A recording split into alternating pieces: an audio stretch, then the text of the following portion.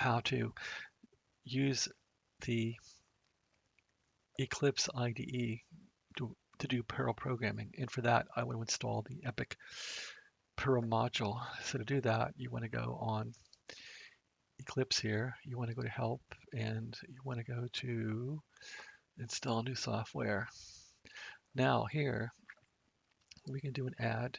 We can call this site like Epic Perl, and it would be where this is kept would be epicide.org/update. I think it's updates or update. I think it's update. Do an add. And if this works, the site will show up. Let's change this thing to updates.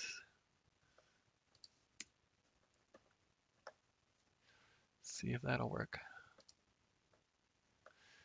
Add updates. Yep, there it is. So it's important to get this right.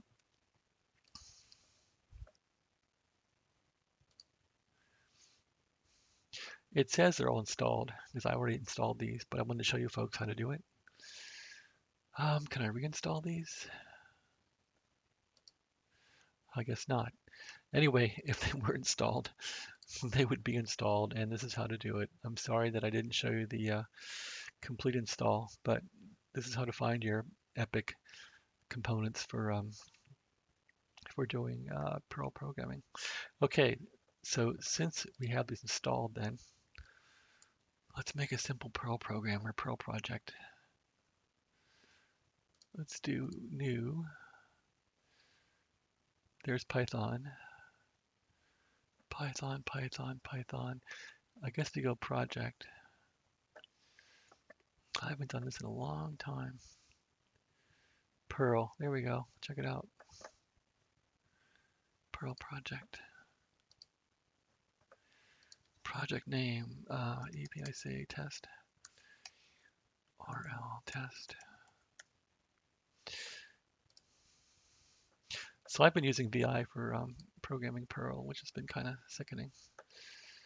Let's see, file, new, source folder, no, file.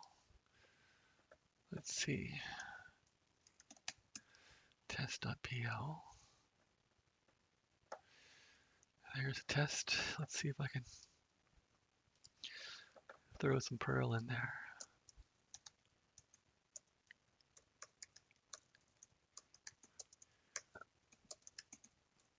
I haven't done Perl in a long time. Doing Python.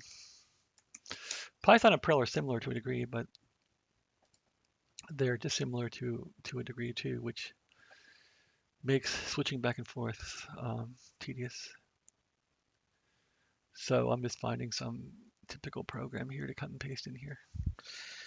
All right, here's something I found on the web. Paste it in. See if it works.